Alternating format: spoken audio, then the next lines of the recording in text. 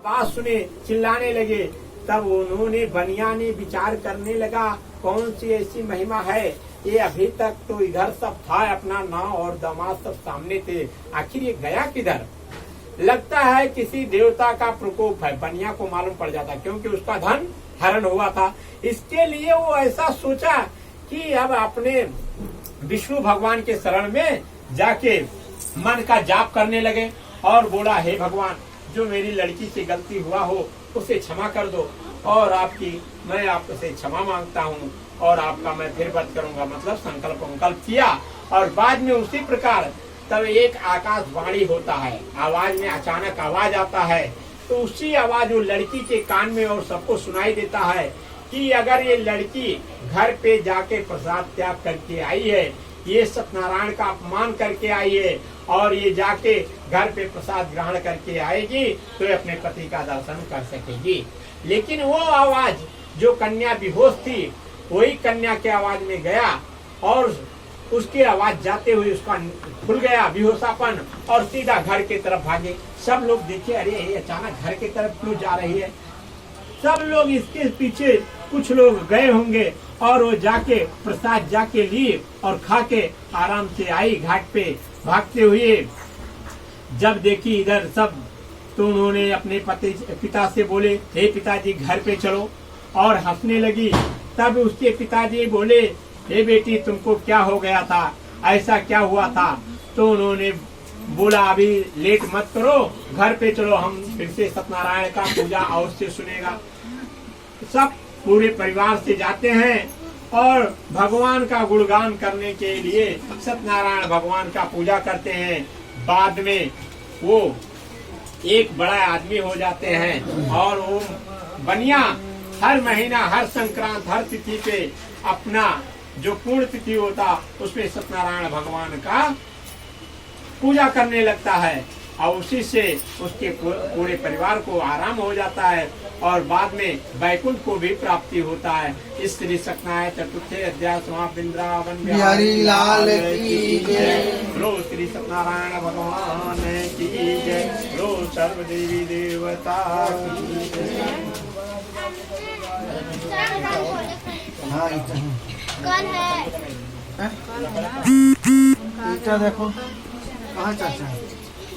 तो इदाम कुर्वन्तु सतिव्रताय परदुर्बलं सनेहं कथापूर्ण्यं एवं भक्त्यं फलप्रदानं एवं भक्तिं संजयतं इदं फलाय ब्रह्मभक्त्युक्ति जायते सद्गुरुं विराजतं इत कथित विप्रं श्री सत्यनारायणाय ब्रह्म पितावृतं सर्वदुःखं भोक्तिमानो भवति मानाय ब्रह्म विशेषं कलियुगं सत्पूजिते फल प्रदानं कदि देवं सत्मेस्ति देवं। तो सोच जी ने कहे, हे मुनि गणों, सुनो, मैं अब आगे का एक कथा और कहता हूँ। तानदुग्धोज नामक एक राजा रहता है जो अपने प्रजा को अपने संतान से भली भांत से जानता है कि जैसे अपने बच्चों का पालन पोषण करता था वैसे अपनी प्रजा को जानता था। राजा ने का एक नियम था, वो प्रतिदिन जंगल में जाके शिकार करते थे और किंतु भगवान श्री सत्यनारायण का एक बार प्रसाद न लेने से राजा को बहुत दुख उठाना पड़ा। एक बार वो जंगल में शिकार खेलने गए और उसी जंगल में वन वृक्ष मतलब बरगद का पेड़ था, वो बरगद के पेड़ के नीचे सोए और आराम करने गए तो वहाँ पे ग्वाल बाल वहाँ एक सत्यनारायण का पूजा सुन रहे थे और उन्होंने पूजा संपन्न हुआ। राजा के समीप प्रसाद लेके गए, प्रसाद नहीं लिए और वहाँ सत्यनारायण भगवान का जाप भी नहीं लिए। क्यों नहीं किए कि वो बोले कि ये लोग छोटी जात हैं और ये लोग के साथ में क्या जाऊं मैं पूजा सुनने। उनको अपना घमंड बस में नहीं गए और सत्यनारायण भगवान का स्मरण भी नहीं किए। जब राजा ने प्रसाद नहीं खाया और प्रसाद त्याग करके घर पे आया, वापस लौटते हुए राजा की प्रसाद की ओर देखा तक भी नहीं। उनको बाद में बहुत दुख हुआ, मतलब पीछे घूम के प्रसाद को देखा भी नहीं कि प्रसाद कोई वहाँ से लिया कि नहीं लिया। उसके कारण राजा को बहुत बड़ा दुख हुआ और उनके 100 पुत्र और धन धान सब राज को सब कुछ नष्ट होने लगा। राजा को बाद में ये बहुत बेचित्र लगा और देखा कि ऐसा हमारा राजपाट क्यों भंग हो रहा है, मेरे पुत्र सब नष्ट हो जा रहे हैं। ऐसा करके उन्हें राजा ने गए और वहाँ अपने किसी को दिखाया। उन्होंने बोला, हे राजा, तुम सत्यनारायण भगवान का प्रसाद का त्याग किए हो। आप ग्वाल बाल जिस समय कथा सुन रहे थे उनका प्रसाद नहीं खाए थे और उनसे क्षमा याचना भी नहीं की। उनसे जाके पहले क्षमा मांगो और उनके साथ में जाके सत्यनारायण भगवान का पूजा करोगे तो आपको पुत्र और धन की दोनों की प्राप्ति राजपाट सही सलामत हो जाएगा और आपको भगवान के लोक में जाने का भी ठिकाना लगेगा। ऐसी बात सुन के तो उन्होंने अपने ग्वाल बाल जिसके प्रसाद त्याग किए थे उनसे जाके क्षमा याचना किए और बोले, चलो तुम लोग, हम भी सत्यनारायण भगवान के तुम्हारे साथ में पूजा सुनेगा और आपके साथ में मिलके रहेगा। उन्होंने राजा गए और उनके साथ में कथा वथा सुने, फिर भेदभाव का खत्म किए और उनका फिर अपना जो राजपाट था सही सलामत हो गया।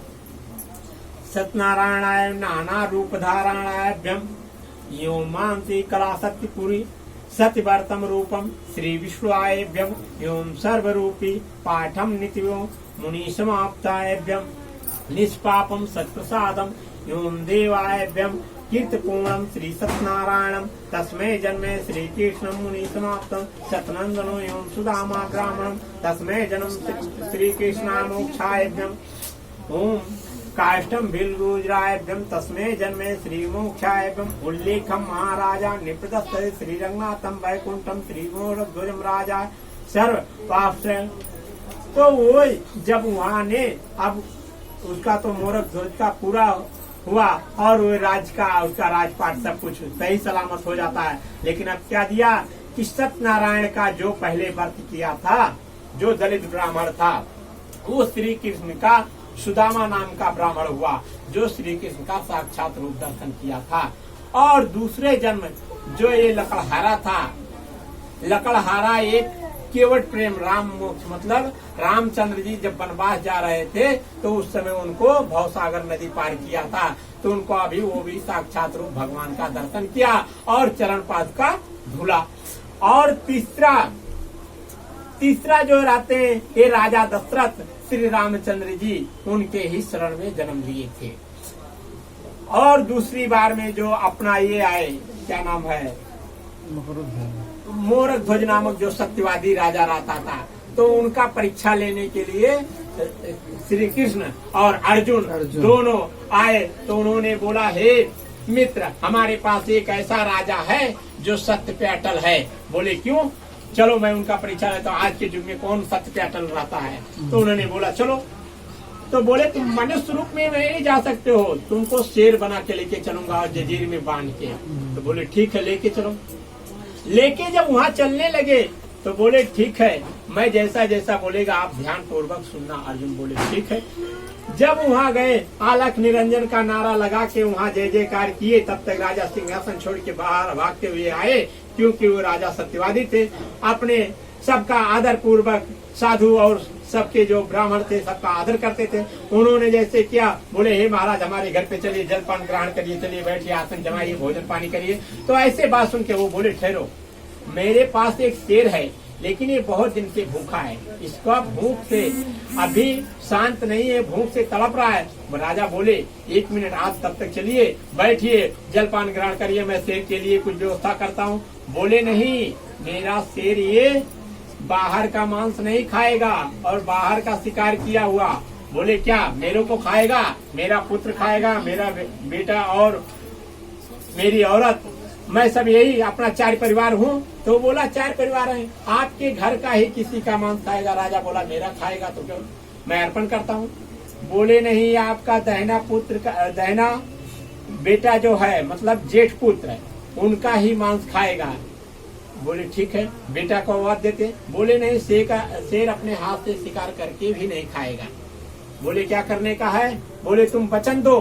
बोले हाँ। वो उनको 3 तिरपाचा ले लिए, राजा ने तिरपाचा दे दिया। बोले तुम अपने दोनों प्राणी मिलके आरा से चीर करके लड़का का दाहिना भाग मेरा शेर खाएगा, लेकिन अगर किसी के आंख से आंसू आएगा तो मेरा शेर भूखा रहेगा, तो आपको श्राप भी हो सकता है। ऐसे बात उनको करके राजा अचंभित हो जाता है। बोला अब मैं सत्य की बात कहाँ पे मैं भटक गया, लेकिन मैं तो सत्य पे अटल रहने का है।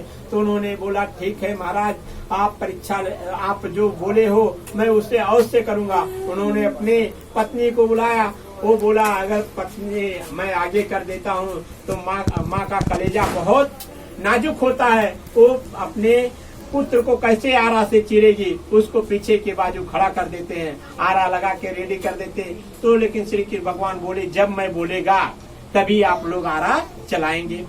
लेकिन श्री कृष्ण भगवान को भी ये डर लगता था कि अगर ये अपने सत्य पे ये लड़का को कर देंगे तो हमको साक्षात उनको जीवित करना पड़ेगा। तो ये हमारी महिमा को कोई ऐसा सत्य नहीं मानेगा कि भगवान इतना कठिन परीक्षा लेते हैं, तो ये अनर्थ हो जाएगा। उनकी भगवान की महिमा से शेर की नजर में दिखाए कि लड़के के आंख में आंसू आ गया है। शेर अपना जंजीर टाइट करके झटक दिया। बोले क्या बात है, तुम्हारे लोगों में श्री कृष्ण अनजान हो जाते हैं कि मैं नहीं देखा हूँ, मेरा शेर बता रहा है। तो उन्होंने बोला क्या हुआ प्रभु? तो बोले नहीं, तुम्हारे किसी परिवार में आंखी में आंसू आ गया है। बोले नहीं। शेर ने इशारा किया कि लड़के के बाएं आंख में आंसू आ गया। जब वहाँ शेर को बोला तो उनको देखा, बोला मेरा शेर इशारा किया कि लड़के के बाएं आंख में आंसू आया है और इसी प्रकार मेरा शेर मांस नहीं खाएगा। तो लड़का ने जवाब दिया आपका शेर जब बोला है तो शेर तो दाहिने अंग का मांस खाने का है, तो बाएं आंख से आंसू आया है ना, तो इसमें क्या अशुद्धि है? आप तो दाहिने अंग का मांग किए, हमारा ये हृदय